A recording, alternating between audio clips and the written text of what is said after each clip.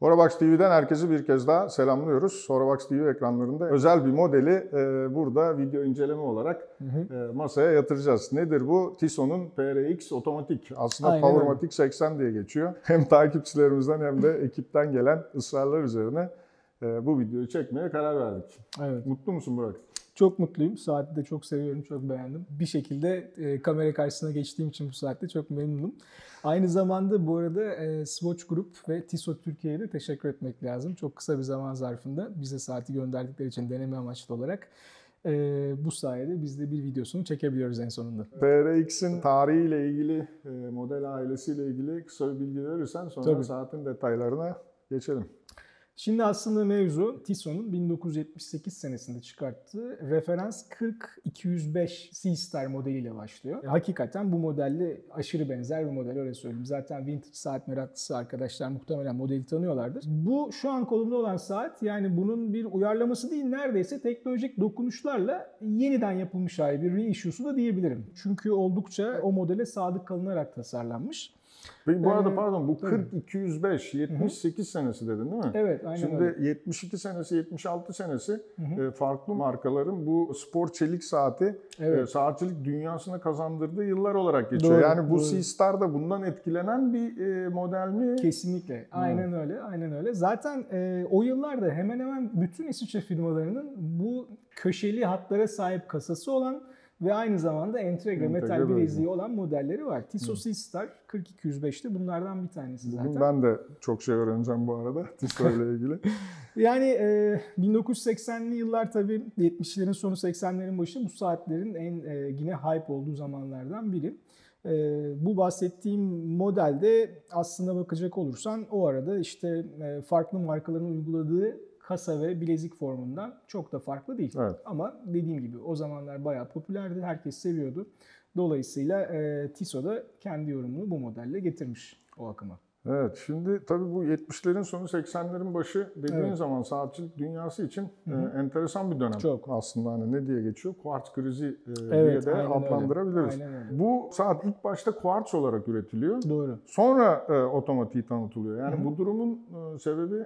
Bir saatin genelde otomatiği ve kuartsı aynı anda çıkar. Yani ilk başta 3 kollu modeli çıkıp da sonradan ne bileyim otomatiği veya kronograf olanı ya da power reserve'si çıkabilir. Ama mekanizmanın çalışma prensibi olarak bakıldığında kuartz ve otomatikler bir arada çıkarlar.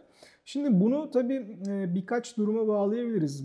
Bir, Tissot'un yani orijinal C-Star'ın çıktığı dönem kuartz müthiş teknolojik bir atılımdı aslında bakacak olursan. Evet, yani İsviçre saat sektörünün neredeyse sonunu getiriyordu ama sonuç itibariyle teknolojik açıdan baktığında çok önemli bir gelişmeydi. Dolayısıyla kuartzın popüler olduğu yıllarda çıkmış bir model olduğu için belki Tissot buna bir vurgu yapmış olabilir. Oradan kimseyle konuşmadım, tamamen tahmin ediyorum yani. Bunun dışında başka ne olabilir dersen, yakın zamanda tabii hala içinde bulunduğumuz bir pandemi süreci var ve çok ciddi sıkıntılar geçirdi saat sektörü. Belki Tissot o sırada elindeki mekanik kalibre üretme gücünü belki mevcut modellerinde kullanmış olabilir. Çünkü biliyorsun mekanik bir kalibreyi üretmek ve kuartz bir kalibreyi üretmek arasında çok ciddi bir emek ve zaman farkı var. Bununla ilgili de olabilir. Yani maliyetle ilgili bir şey olabilir tabii mi? Maliyetle ilgili de olabilir. Yani belki pazarın tepkisini test etmek istemiş de olabilir. Sonuç itibariyle şimdi herkes heritage bir şey yapıyor ama kimse sportçik heritage yapmadı şimdiye kadar. Dolayısıyla belki bunu görmek istemiş de olabilir. Ama şöyle bir şey var, aslında hiç kimse için bunun bir sürpriz olduğunu da söylememek lazım. Zira zaten Quartz PRX çıktığı anda Powermatic 80 ne zaman çıkacak diye insanlar sormaya başlamıştı. Yani bir şekilde aslında kaçınılmaz sonu diyebilirim yani. Bu kadar talep alıyorsak insanlar bu modeli Horabox TV ekranlarında bu kadar çok görmek istiyorsa ben bu modeli çok kendi segmentinde başarılı olarak görüyorum, nitelendiriyorum. Evet. Bu başarının sebebi, hani bir sebep koymamız gerekirse daha doğrusu neler sence? Şimdi bu Serdar hem heritage konseptinin hem de sportçik konseptinin birleşimi bir saat. Yani zaten şu an bu bahsettiğim iki konsept de son derece hype vaziyette, yani son derece popüler. Bu saat ikisine de hitap ediyor bir şekilde. Bunun dışında saatin teknik özellikleri fiyatı özelinde çok iyi. Yani çelik kasasının üzerindeki yüzey işçiliği çok başarılı gerçekten. İşte safir kristal camı var, 100 metre su geçirmezlik var. Aynı zamanda içinde Powermatic 80 var. Swatch Group bünyesinde üretilen ve son zamanlarda belki fiyat performans olarak olabilecek en iyi otomatik Birçok marka kullanıyor. Birçok marka kullanıyor. Yani bütün bunlar bir araya geldiğinde güzel bir ürün grubu, quartz olarak da alabiliyorsun, otomatik olarak da alabiliyorsun. Bütün bunlar bir araya geldiğinde bunu gerçekten güzel bir alternatif haline getiriyor. İnsanların böyle bir şeye ihtiyacı vardı aslında. Bakıyoruz şu an 2021'in en iyi bütçe dostu otomatik saati falan diye başlıklar atılıyor. Yani ülkemizde de oldukça seviliyor. Aldığımız mesajların sayısını sen biliyorsun. Biliyorum, o yüzden ikna olduk zaten. Evet, başarısını yani gerçekten takdir etmek lazım. Çok iyi bir iş yapmış Tissot. Bu markayı, bu modeli öne çıkaran hani bütçe dışında bir şey var mı sence? Aslında bu sportçik segmentindeki faaliyet gösteren bütün markalar bu konsepti en iyi şekilde temsil etmeye çalışıyor. Şimdi sen uzun süreli bir AP kullanıcısısın. Aynı zamanda Patek Philippe Nautilus saatlerin de var. Dolayısıyla bu saatlere baktığın zaman bu saatlerin elle uygulanmış satinajına aşina bir insansın. Yani sonuç itibariyle AP'nin bileziğindeki keskinliği yakalamak zaten makine kullanarak mümkün değil.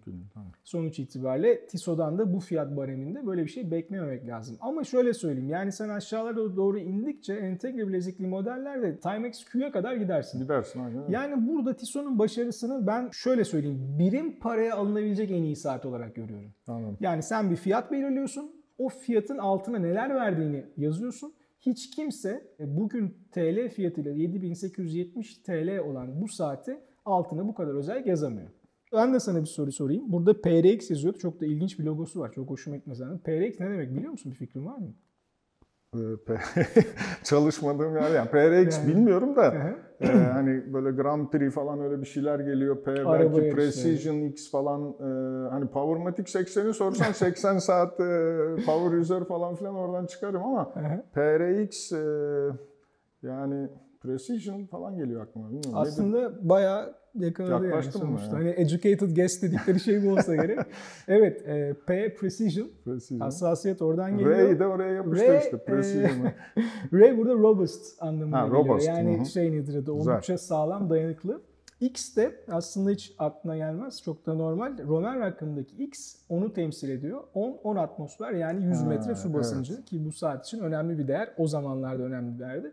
Hala da günlük kullanım için önemli bir değer. Başta söyledim ya, ben de çok şey öğreniyorum bugün. Yani çok konsantre olduğum bir marka ve segment değil. O yüzden gerçekten ben de bugün çok şey öğreniyorum. Dediğim gibi yani ben hakikaten bu saati çok beğendim. Kusursuza yakın bir saat diyebilirim. O bakımdan burada bulunduğu için de çok da mutluyum yani. Şimdi yine Burak'tan çok duymadığımız şeyler. Kusursuza yakın, uzun süredir tanıyorum kendisini. Kusursuza yakın. Peki kusursuza yakın, ben bunda hiçbir şey değiştirmem anlamına mı geliyor, yoksa yine ince dokunuşlar var değil mi? Evet.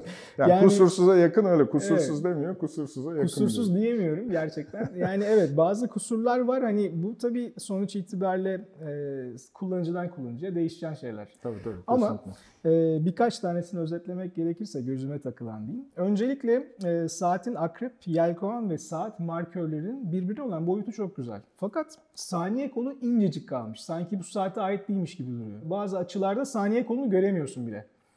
Bu bana biraz açıkçası garip geldi. Yani belki daha iyi bir saniye kolu. Biz onun saniye kolu olmayanına yüz binlerce dolar veriyoruz bu arada. Doğru, aynen öyle. Doğru söylüyorsun. Bu hani gözüme takılmıştı. Bunun dışında PRX logosu bana Tron Legacy filmlerini hatırlatıyor. Zaten reklamı da öyleydi. Yani tamam, PRX evet yazabilir ama belki yani böyle fütüristik bir yazıyla değil de daha ağırbaşlı bir karakterle yazılmış olsaydı daha iyi olurdu. Bunun dışında Powermatic 80, evet içinde Powermatic 80'in olduğunu vurgulamak iyi bir şey ama otomatik de yazılabilirdi diye düşünüyorum. Bu kadar uzatmanın da bir yani aynen öyle. Ama dediğim gibi bunlar çok kozmetik, basit detaylar. Çoğu insan için belki bir şey önem bile arz etmeyecektir. Dolayısıyla yani çok bir hata olarak saymamak lazım. Benim kaprisim diyebiliriz yani özetle. Tissot PRX Powermatic 80'i de Forevax TV ekranlarında masaya yatırmış olduk. Aynen öyle. Ben de sayesinde bir dolu şey öğrendim bugün. Benim de ilgimi çekti. Kanalımıza abone olursanız bu video içeriklerden anında haberiniz olur. Sorularınız varsa, ki biliyorsunuz ayrıca soru cevap videoları da yapıyoruz. Evet. Orada da bayağı soru birikti ama yine bize hem sosyal medya kanallarımızdan hem bu videonun altına yorum şeklinde sorularınızı gönderirseniz ilerleyen videolarda onları da cevaplamaya çalışırız. TISO Türkiye'ye çok teşekkür ediyoruz ve bir sonraki videoda görüşmek üzere diyoruz. Teşekkürler, görüşmek üzere.